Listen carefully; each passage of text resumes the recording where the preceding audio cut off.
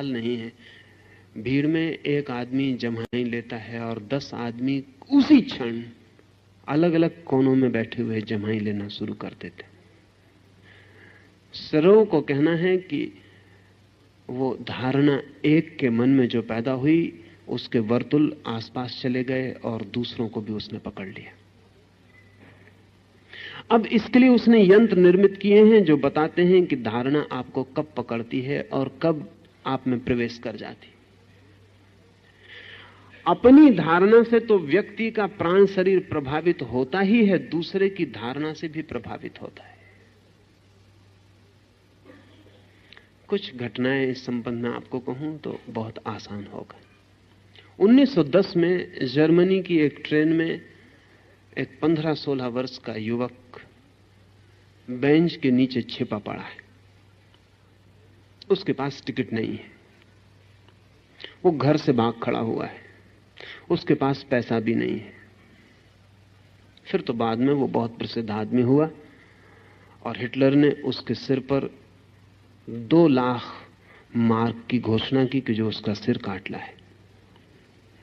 वो तो फिर बहुत बड़ा आदमी हुआ और उसके बड़े अद्भुत परिणाम हुए और स्टालिन और आइंस्टीन और गांधी सब उससे मिलकर आनंदित और प्रभावित हुए। उस आदमी का बाद में नाम हुआ वुल्फ मैसिंग। उस दिन तो उससे कोई नहीं जानता था 1910 में। वुल्फ मैसिंग ने अभी अपनी आत्मकथा लिखी है जो रूस में प्रकाशित हुई है और बड़ा समर्थन मिला है। अपनी आत्मकथा उसने लिखी है अबाउट माई सेल्फ। उसमें उसने लिखा है कि उस दिन मेरी जिंदगी बदल गई। उस ट्रेन में नीचे फर्श पर छिपा हुआ पड़ा था बिना टिकट के कारण। मैसिंग ने लिखा है कि वो शब्द मुझे कभी नहीं भूलते, टिकट चेकर का कमरे में प्रवेश, उसके जूतों की आवाज और मेरी सांस का ठहर जाना और मेरी घबराहट और पसीने का छूट जाना ठंडी सुबह, और फिर उसका मेरे पास आके पूछना, यंग मैन योर टिकट। मैसिंग के पास तो टिकट थी नहीं, लेकिन अचानक पास में पड़ा हुआ एक कागज का टुकड़ा, अखबार की रद्दी का टुकड़ा मैसिंग ने हाथ में उठा लिया, आंख बंद की और संकल्प किया ये टिकट है, और उसे उठा के टिकट चेकर को दे दिया। और मन में उसने सोचा कि हे परमात्मा, उसे टिकट दिखाई पड़ जाए। उसने उस कागज को पंक्चर किया, टिकट वापस लौटाई और कहा कि when you have got the ticket why you are lying under the seat.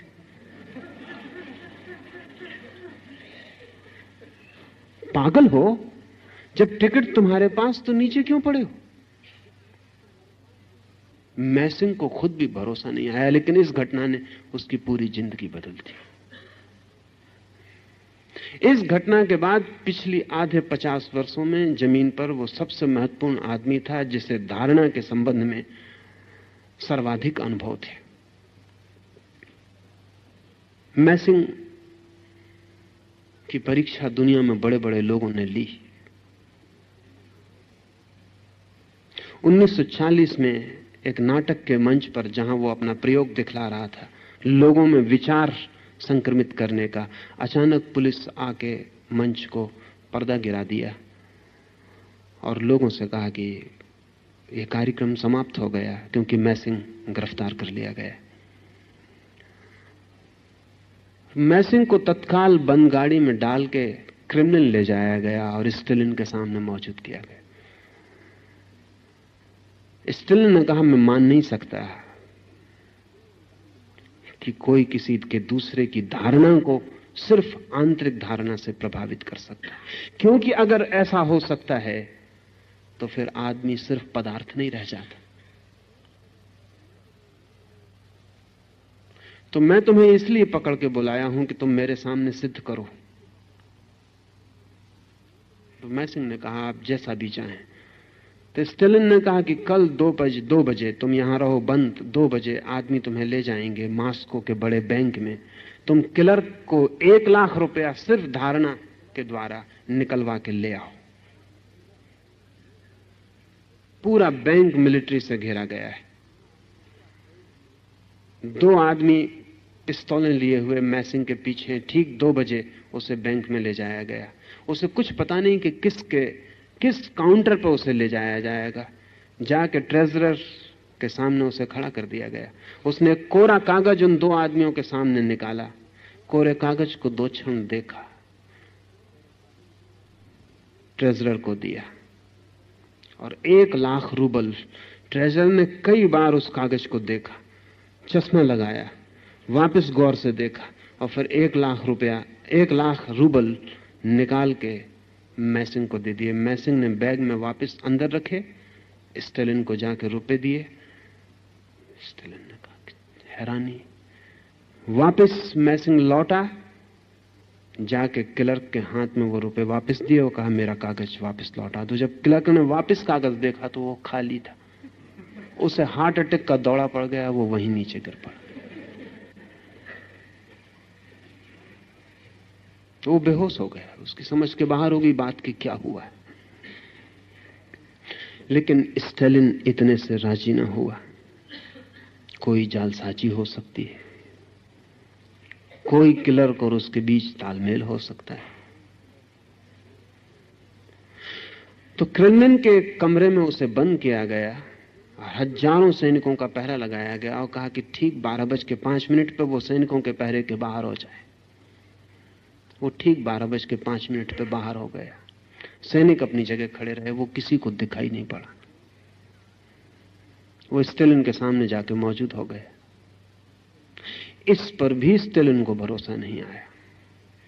और भरोसा आने जैसा नहीं था, क्योंकि स्टेलिन की पूरी फिलॉसफी, पूरा चिंतन, पूरा कम्युनिज्म का धारणा सब बिखरती है। ये एक आदमी कोई धोखाधड़ी कर दे और सारा का सारा मार्क्सियन चिंतन का आधार गिर जाए। लेकिन स्टेलिन प्रभावित जरूर इतना हुआ कि उसने तीसरे प्रयोग के लिए और प्रार्थना की। उसकी दृष्टि में जो सर्वाधिक कठिन बात हो सकती थी वो ये थी, उसने कहा कि कल रात 12 बजे मेरे कमरे में तुम मौजूद हो जाओ, बिना किसी अनुमति पत्र के। ये सर्वाधिक कठिन बात थी, क्योंकि स्टेलिन जितने गहन पहरे में रहता था उतना पृथ्वी पर दूसरा कोई आदमी कभी नहीं रहा।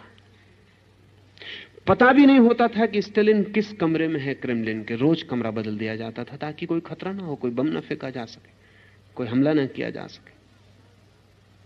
सिपाहियों की पहली कतार जानती थी कि 5 नंबर कमरे में है, दूसरी कतार जानती थी कि 6 नंबर कमरे में है, तीसरी कतार जानती थी कि 8 नंबर कमरे में है। अपने ही सिपाहियों से भी बचने की जरूरत स्टेलिन को थी। कोई पता नहीं होता था कि स्टेलिन किस कमरे में। स्टेलिन की खुद पत्नी भी स्टेलिन के कमरे का पता नहीं रख सकती थी।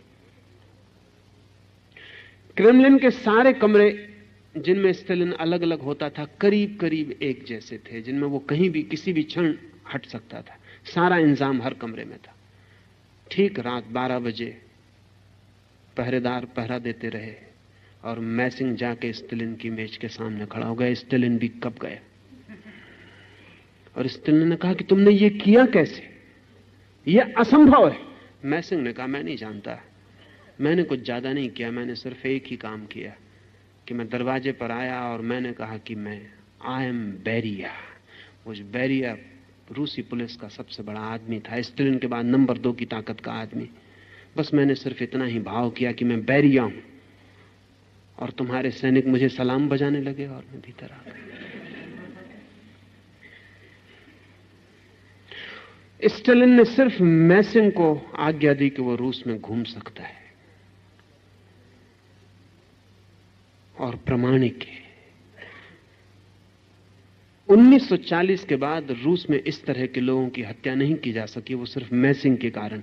1940 तक रूस में कई लोग मार डाले गए जिन्होंने इस तरह के दावे किए थे। कार्ल आटोविच नाम का एक आदमी 1937 में रूस में हत्या की स्टेलिन की आज्ञा से, क्योंकि वो भी जो करता था वो ऐसा था कि उससे कम्युनिज्म की जो मटेरियलिस्ट भौतिकवादी धारणा है वो बिखर जाती है। अगर धारणा इतनी महत्वपूर्ण हो सकती है तो स्टालिन ने आज्ञा दी अपने वैज्ञानिकों को कि मैसिंग की बात को पूरा समझने की कोशिश करो, क्योंकि इसका युद्ध में भी उपयोग हो सकता है। और जो आदमी मैसिंग का अध्ययन करता रहा, उस आदमी ने, नामोव ने कहा है कि जो अल्टीमेट वीपन है युद्ध का, आखिरी जो अस्त्र सिद्ध होगा, वो ये मैसिंग के अध्ययन से निकलेगा। क्योंकि जिस राष्ट्र के हाथ में धारणा को प्रभावित करने के मौलिक सूत्र आ जाएंगे, उस राष्ट्र को अणु की शक्ति से हराया नहीं जा सकता। सच तो यह है कि जिनके हाथ में अणु बम हो, उनको भी धारणा से प्रभावित किया जा सकता है कि वो अपने ऊपर ही फेंक लें। एक हवाई जहाज बम फेंकने आ रहा हो, उसके पायलट को प्रभावित किया जा सकता है कि वापस लौट जाए, अपनी ही राजधानी पर गिरा दे। नामोव ने कहा है कि the ultimate weapon in war is going to be psychic power. ये धारणा की जो शक्ति है, ये आखिरी अस्त्र सिद्ध होगा। इस पर रोज काम बढ़ता चला जाता है।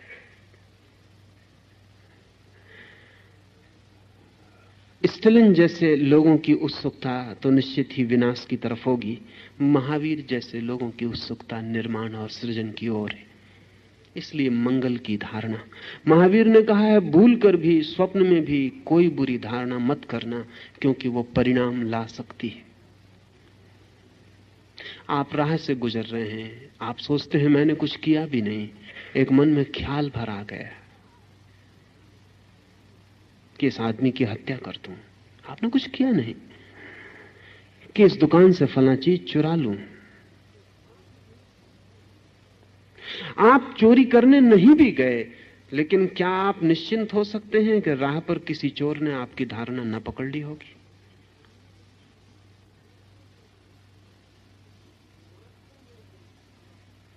मॉस्को में एक हवा पिछले 2 साल में प्रचलित हुई है कि कोई भी आदमी अपनी गर्दन खुजलाने के पहले चारों तरफ देख लेता है।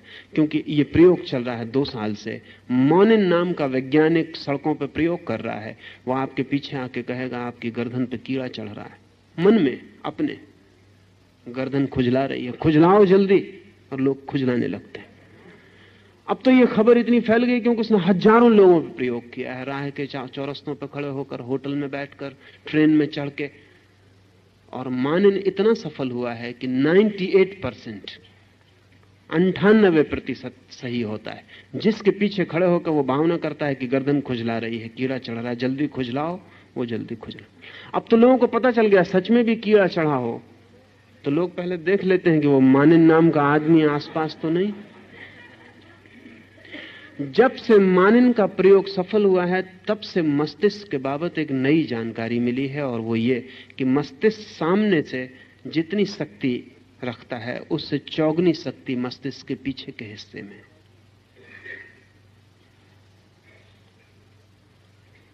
तो पीछे से व्यक्ति को जल्दी प्रभावित किया जा सकता है। सामने सिर्फ एक हिस्सा है, 4 गुना पीछे। और जो लोग, जैसे कि मैसिंग, या कल मैंने आपको कहा नेल्या नाम की महिला जो वस्तुओं को सरका सकती है, इनके मस्तिष्क के अध्ययन से पता चला है कि इनका मस्तिष्क पीछे 50 गुनी शक्ति से भरा हुआ है। सामने 1 तो पीछे 50। योग की निरंतर धारणा रही है कि मनुष्य का असली मस्तिष्क छिपा हुआ पीछे पड़ा है, और जब तक वो सक्रिय नहीं होता तब तक मनुष्य अपनी पूर्ण गरिमा को उपलब्ध नहीं होगा।